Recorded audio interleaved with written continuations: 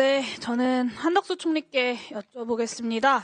12월 3일 윤석열 대통령이 국무총리를 비롯한 국무위원 6인과 국정원장을 좀 먼저 따로 불렀지 않습니까?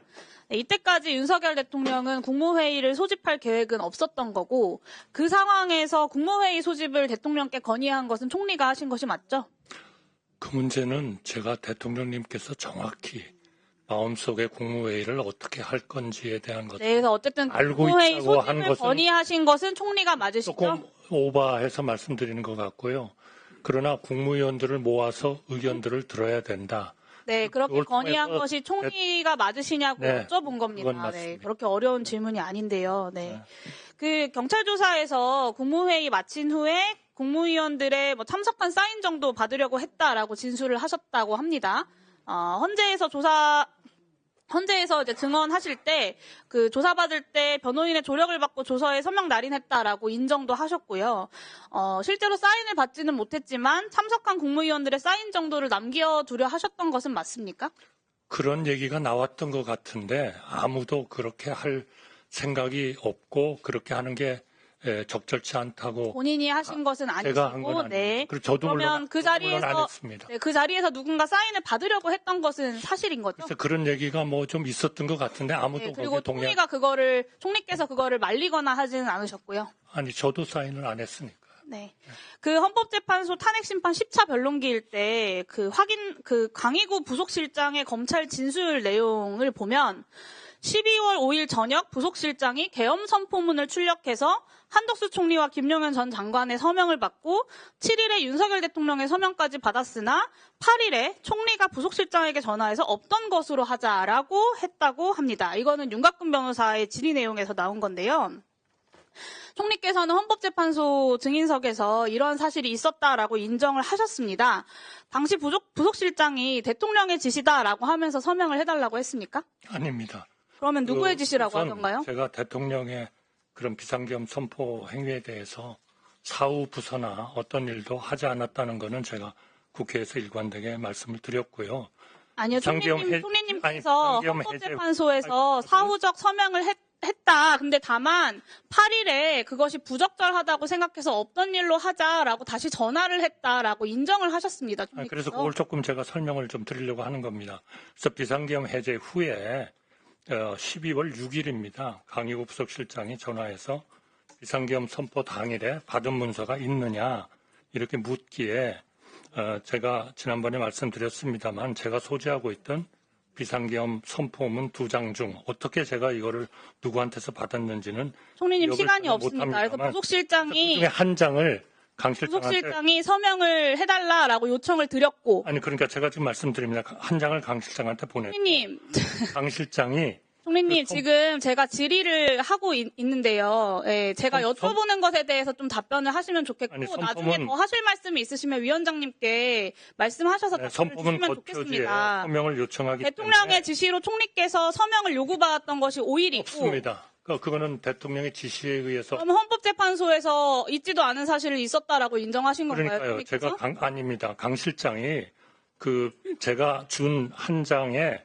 비상계엄 선포문 겉표지에 서명을 요청하기에 윤곽근 변호사가 정확히 이렇게 물어봤습니다. 비상계엄 해제로부터 하루가 더 지난 12월 5일 저녁 부속실장이 계엄 선포문을 하나 기한을 해서 출력해서 총리와 국방부 장관에게 서명을 받고 다음 날인 12월 7일 대통령으로부터 서명을 받았는데 12월 8일 총리께서 부속실장에게 전화하여 사후에 문서를 갖추는 것이니 없었던 것으로 하자라고 하신 바가 있다고 합니다. 혹시 기억하십니까? 라고 윤곽근 변호사가 물어봤고 그러니까요. 총리께서 여기에 네 기억합니다라고 답변을 하셨습니다. 제가 기억하는 것은 제가 그 선포문 겉표지에 서명을 했고 네, 서명을 한 거는 근데 그것이 위 문서가 제가 소지하고 있었던 문서가 맞다는 의미에서 서명을 한 겁니다. 4일에 있었던 윤석열 대통령, 한동훈 대표 그리고 국무총리까지의 회동에서 한동훈 대표가 직접 대통령에게 정치인 불법 체포 시도에 대해서 항의했던 시점이면서 그러면서 정치인 불법 체포 시도에 대한 정황도 어느 정도 확인이 됐던 시점입니다.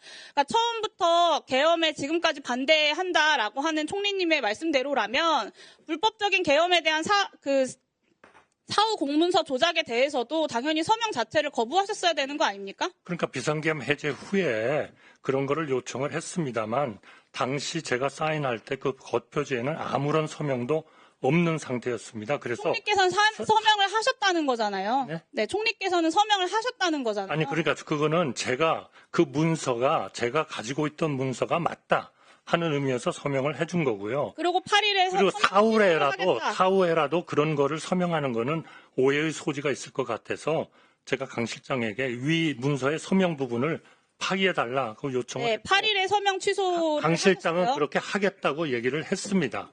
그래서 이 모든 내용은 총리님, 제가 수사기관에 상세히 위원장님, 진술했고 진행할 수가 없습니다. 제가 아니 아까 말씀드렸잖아요. 제가 설명을 해야 되죠.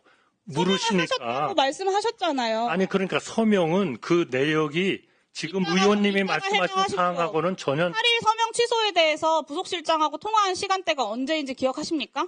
그거는 아마 7일 아니면 8일이었을 것 같습니다. 네, 그 네. 시점이면 그래서 이거는 수사기관에 박종근 등의 수사기관에 양심 제가 고백이 이어지면서 계엄 관련해서 불법이고 위헌적인 정황들이 본격적으로 드러났던 시점이에요. 아닙니다. 그래서 제가 이거는 사후 공문서 조작까지 가담하는 것은 부담스러우셨던 거 아닙니다. 아닙니까? 그래서 이거- 토래한다고 전화하셨던 거 아니에요? 아니 그거는 적절치 않다고 제가 판단했고요. 따라서 적절치 않다고 제가 이걸 판단하셨죠. 수사기관에 상세히 진술했고 소지하고 있던 지금까지 나머지 말씀하시는 것을 한 장의 들어보면 컴포문은 수사기관에 세 번의 가짜 국무회의를 만들려는 시도가 있었습니다. 첫 번째가 대통령의 계획에 없던 국무회의를 열었던 것, 그리고 두 번째가 국무위원들의 서명을 받아서 국무회의를 정당화하려고 했던 것, 그거는- 세 번째가 계엄 선포문을 그거는 제가 아닙니다. 사후 조작하기 위해서 국무총리께서 서명을 하셨던 아니 것입니다. 그렇게 스토리를 그리고 만들지 이것이 마세요. 부적절하다고 취소를 하셨다는 것 자체가 이 사후 공문서 조작의 부적절성을 보여주는 거예요. 아니 그것은 이미 총리께서는 계속해서 비상계엄에 반대했다고 말씀하시지만 앞서 말씀드린 그 세 번의 순간마다 1분만 주시면 마무리하겠습니다.